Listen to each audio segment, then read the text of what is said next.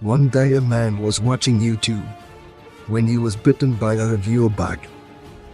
This gave him super review powers and sweet abs. He used his newfound powers to review terrible movies, and he was about to face his worst movie yet.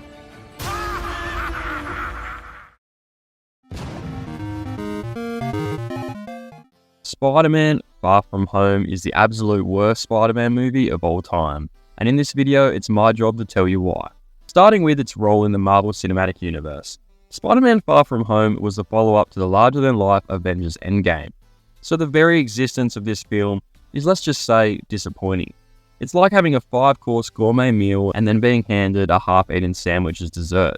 How can any film measure up to the spectacle that was Endgame? The truth is, it can't, because it's an impossible act to follow.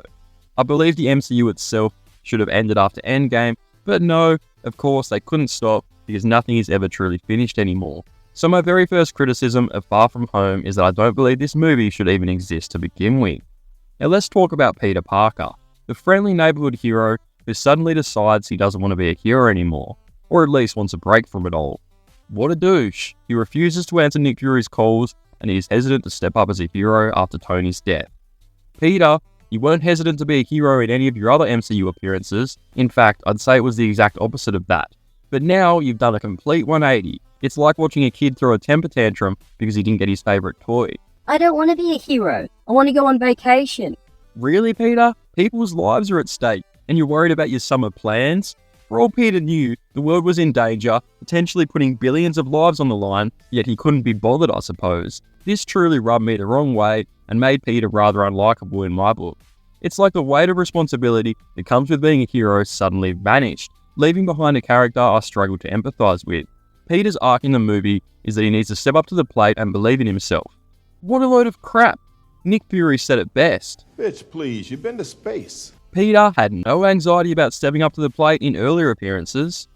Now how about Quentin Beck, aka Mysterio? In the comics, he's this cunning master of illusion, character with a twisted, intriguing backstory. But what do we get in Far From Home? A disgruntled Stark employee seeking revenge. Really? Another Stark villain? Wasn't Vulture pissed off at Tony also? Can they at least try and make Peter stand on his own? It's like he's conjoined to Iron Man at this point. But I'll get more into that later. Back to Mysterio. Let's get started on his appearance. In the comic, he's supposed to be, well, to put it bluntly, ugly. But here, he's played by Jake Gyllenhaal. Does he look ugly to you? No, he's goddamn adorable, that's what he is. And his motivation is strikingly shallow. Let's compare the Vulture and Mysterio. The Vulture, a small-minded business owner, suffered the consequences of Tony Stark's business tactics, while Mysterio's gripe stems from being a Stark employee with an inflated ego. Unlike the Vulture, who faced tangible financial ruin, Mysterio's claim to victimhood seems flimsy at best, as he's mainly upset because Tony used BARF as an acronym for the project he was working on and kept it for himself after Beck was fired. However, as an employee, one often surrenders the right to claim sole credit for their contributions. Surely if Beck was intelligent, he would be aware of this. In comparison to the Vulture, whose story invokes sympathy, Mysterio's motivations fall flat, lacking both depth and justification. The necessity of a lengthy exposition scene to lay out Mysterio's plan underscores the character's shallow nature. Ultimately, Mysterio appears as a one-dimensional figure, driven primarily by narcissism and an unstable ego. Oh, and how about the Blip? You know that little event that reshaped the universe? You'd think it would be a topic of intense exploration, right? But no, Far From Home treats it like a punchline in a bad joke. Half the population vanished and reappeared, causing what should have been worldwide chaos. And all we get are a few bad jokes? People were excited to see what the world post-Endgame would be like, but they didn't want to deal with the gravity of Infinity War's ending. Instead, they tried to sweep it under the rug. And the post-Blip world could have been a landscape ripe for exploration and world building. So what does Far From Home do with this goldmine of potential? It squanders it. The Blip could have been a catalyst for interesting storytelling, a chance to dive deep into the consequences of such a catastrophic event. Shame on you, Far From Home, for turning something so interesting and filled with possibilities into a bland and forgettable backdrop. Now let's address the elephant in the room. Some argue that Far From Home isn't the worst Spider-Man movie, giving that title to Spider-Man 3.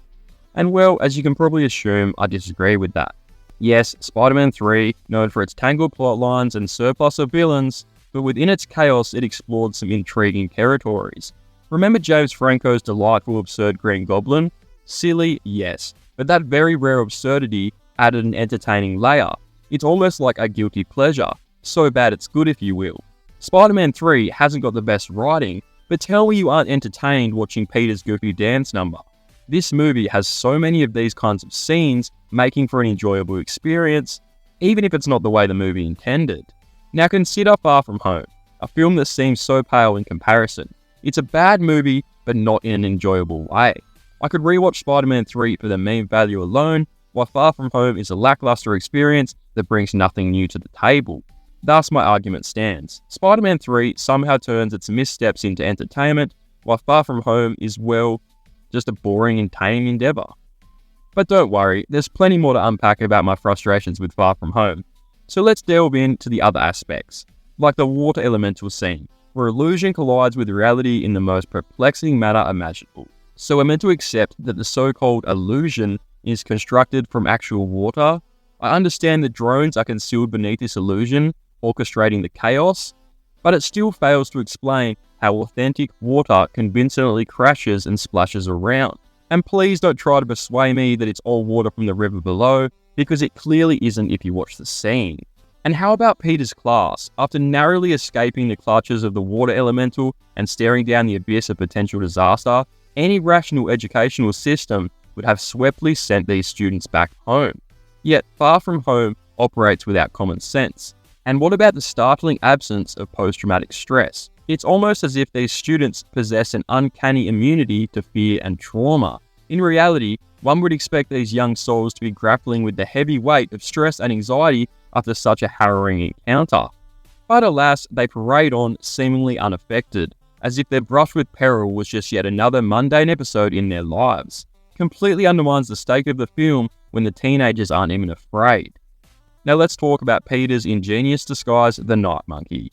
Seriously? We're supposed to believe that his friends, the same ones who've seen Spider-Man up close in Homecoming, can't recognize him just because he put on a black suit and a ski mask?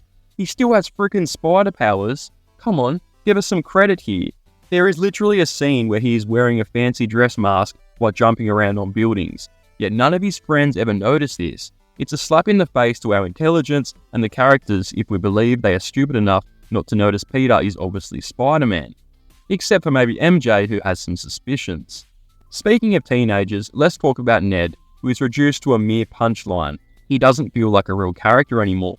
The whole girlfriend subplot is probably the most unrealistic thing to happen in the whole movie, and this is a movie about superheroes, so that's saying a lot. Peter and MJ's relationship in Far From Home, their connection is so rushed and haphazardly thrown together, the movie seems to think that a few short glances and awkward interactions is enough to sell their romance. Peter had another love interest in Homecoming, and then this movie begins with him crushing on MJ all of a sudden. Okay, when the heck did that happen? We get no foreshadowing of this and are just expected to accept it. This would be fine if we hadn't met these characters before, but we know from Homecoming that Peter definitely didn't feel that way about MJ. In short, it feels rushed and I don't believe it. And how about the technical wonderland that is Far From Home? Gone are the days of Peter Parker using his intellect to design his own suits and gadgets. No, now he's just a kid with access to Tony Stark's overpowered technology. Where's the struggle? Anyone can be a hero if they have an AI that does all the heavy lifting. Homecoming was also bad for this, but at least Spider-Man had to use his own suit against Vulture at the end. Here, it feels pretty weak that Peter has access to such incredible technology. Kind of ruins the character in my opinion.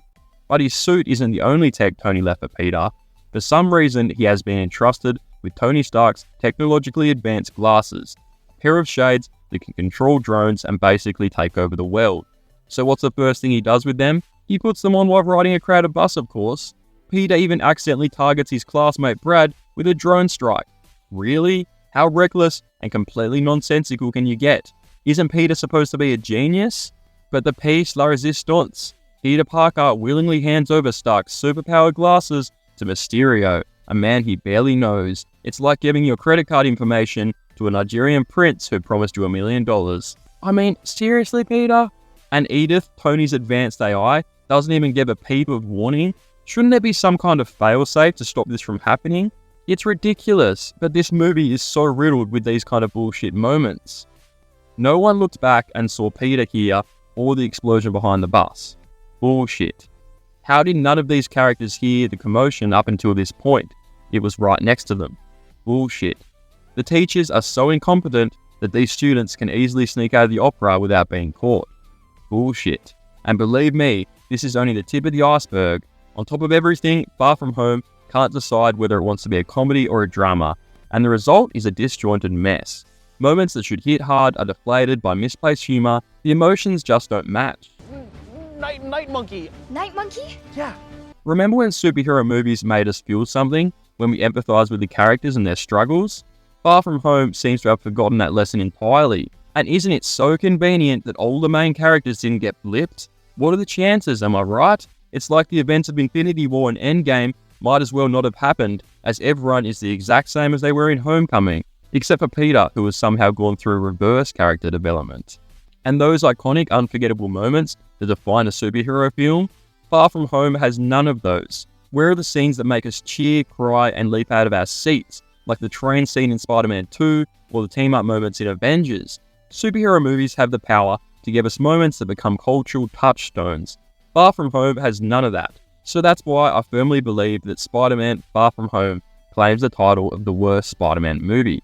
From its lackluster attempt to follow Avengers Endgame to its shallow character portrayals, the movie falls flat in numerous aspects. Instead of delivering impactful moments that define a superhero film, it resorts to disjointed humor and fails to capture the essence of Spider-Man's character. In comparison to the character-driven and memorable Spider-Man movies of the past, Far From Home disappoints, lacking the emotional resonance, engaging character development, and iconic scenes that define any good Spider-Man outing. As you reflect on this critique, don't forget to like, comment, and subscribe for more videos like this. Thank you so much for watching. I hope you enjoyed just as much as I enjoyed making it, and I will see you again soon for more videos. As always, don't forget to stay critical, and that's the end of the show.